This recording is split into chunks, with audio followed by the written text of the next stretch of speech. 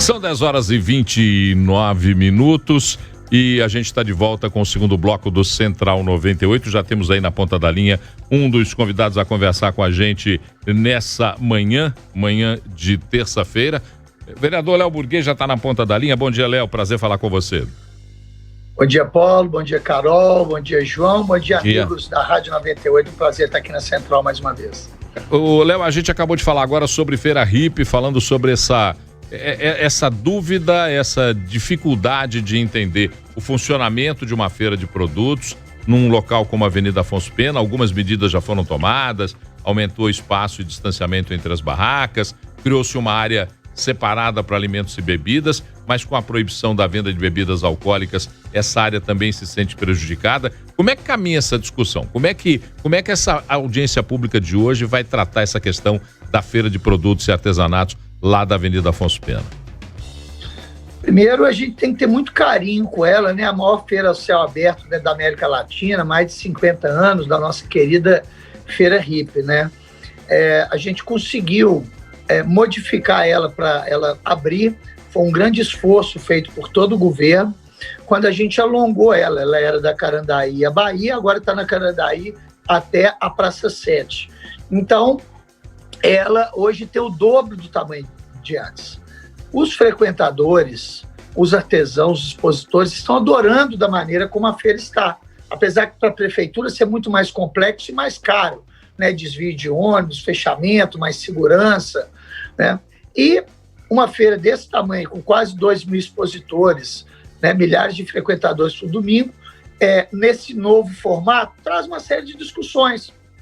Eu, praticamente todos os domingos, eu vou à Feira de Arte e Artesanato da Afonso Pena, então eu conheço lá como frequentador, como amigo, né, dos artesãos e dos feirantes, do pessoal da alimentação, e participei da construção dela também. A audiência de hoje, ela visa primeiramente ouvir os expositores de cada um dos setores, quais os problemas que eles estão enfrentando. Os principais dele, Paulo, são alguns lugares que têm barracas quádruplas, para o ouvinte nos entender. São barracas que são viradas para o meio da Afonso Pena e viradas para...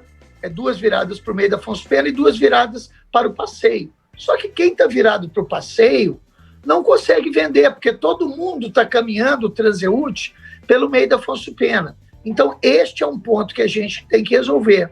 Mas tem que resolver alinhados com a vigilância sanitária, que determina um certo espaçamento entre cada uma. Então, nós temos uma metragem, né, essa distância da Carandaí até a Praça 7, para colocar essas barracas. Então, este é o primeiro problema a enfrentar. O segundo problema, nós tínhamos antes 3 locais de alimentação. Uma na Carandaí, na ponta da feira, uma no meio da feira na Álvares Cabral e uma na Rua da Bahia no final. Neste novo formato, nós estamos com apenas 2 pontos de alimentação, uma na Álvares Cabral e uma na Espírito Santo. Bem, dois problemas nós temos. Quem fica no final da Álvares Cabral e quem fica no final da Espírito Santo, os expositores, eles ficam prejudicados, porque quem vai tomar cervejinha, comer um espetinho, que ele começa a andar ali, ele já encontra seu acarajé, seu espetinho, logo no começo, quase não chega lá no final. Quando estava no meio da Afonso Pena, isso não acontecia, porque a pessoa estava transitando ali, então elas eram mais ou menos iguais nessa questão da pessoa poder chegar ao consumo. Então, este é um problema. O que eu defendo? Que esse pessoal que está no finzinho da Álvares Cabral e que está no finzinho da Espírito Santo, a gente abra uma nova rua, resolvendo essa questão deles, da venda. E um outro detalhe que isso resolve também. Quem está na feira caminhando e às vezes quer uma água, quer comer alguma coisa, ou às vezes o próprio expositor, que não pode deixar a barraca dele e quer tomar um refrigerante, quer comprar, ele está muito longe, muitas vezes, dessa central de alimentação. Então, mais uma rua para alimentação é o que eu defendo. Neste momento, não dá para a gente descer a alimentação para o meio da feira, como ela sempre foi. Então, nós temos que discutir ela em 2 momentos. Agora, no momento da pandemia, essa questão das barracas, quadros isso. E um pedido dos feirantes e uma defesa minha. Eu fiz uma campanha muito forte na feira e assumi um compromisso com os artesãos, os expositores, de continuar com a feira desse tamanho quando acabar a pandemia e trazer para dentro da feira novamente as 3 áreas de alimentação. Esses são os problemas principais. Agora, nós temos pequenos outros problemas de como que a gente vai fazer. Às vezes tem uma expositora que precisa ir ao banheiro, se ela sai. Teve um caso agora que eu vi essa semana, a senhora de 84 anos. Nós temos muitas pessoas lá com mais de 80 anos. Até a senhora andar até o banheiro e voltar, às vezes passa o fiscal lá, não vê o titular da barraca e multa, por exemplo, a barraca. Nós temos a questão de segurança, que eu acho que está muito bem. Melhoramos a questão dos banheiros. A questão de quem vai chegar com os carros lá, se eles têm direito de entrar ali, que horário que eles podem entrar para fazer a entrega de mercadoria. Esses são problemas menores. Os 2 maiores, Paulo, que nós vamos discutir é essa questão e um pedido que eu vou levar à prefeitura, agora de maneira oficial, é que pós-pandemia a alimentação venha para dentro da feira e que a gente possa manter a feira no tamanho que ela está.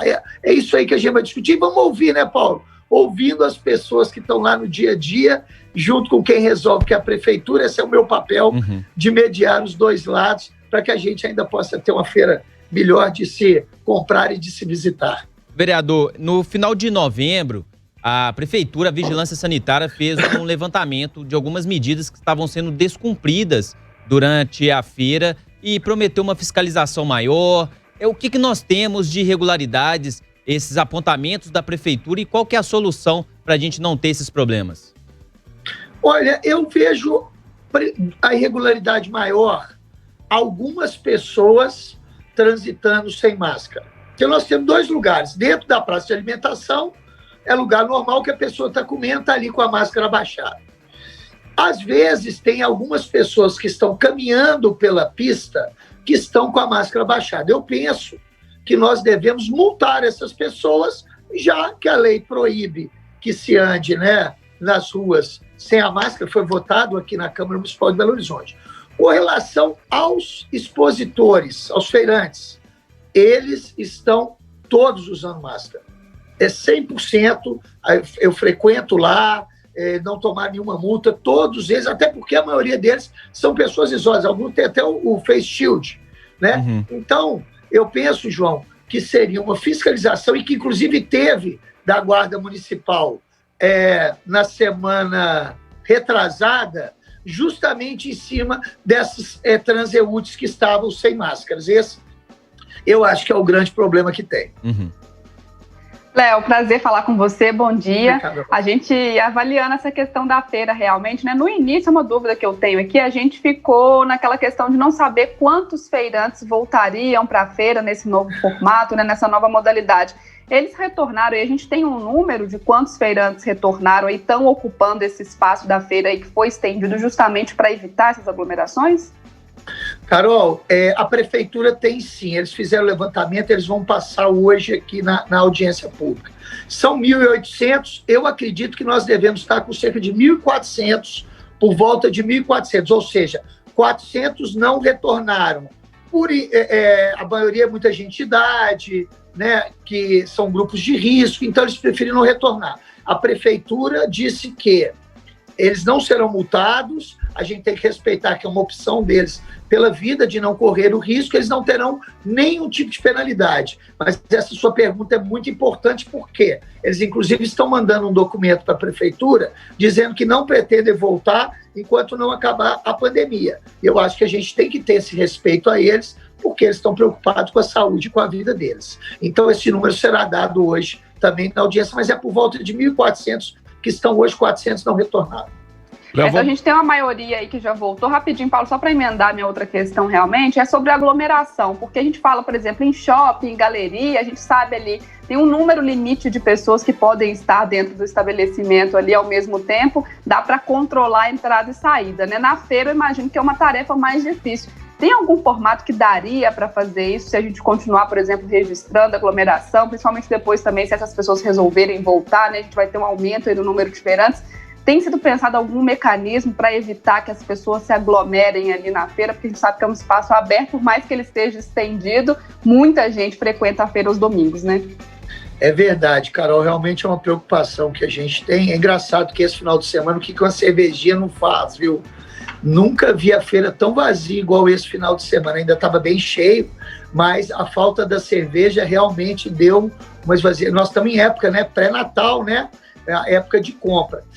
Tem uma dificuldade da gente fazer esse controle igual os shoppings têm na questão da feira, porque o licenciamento dela passa a ser de uma maneira diferente. Quando você cerca e fecha ela, o licenciamento é um licenciamento de evento, ele tem uma complicação muito maior, passa a ser um evento de grande impacto para se conseguir esse licenciamento. Seria um passa um, talvez uma ideia assim, no começo da feira, né, Carol? Eu acho que essa é a dificuldade que eles enfrentam na questão da regulação urbana.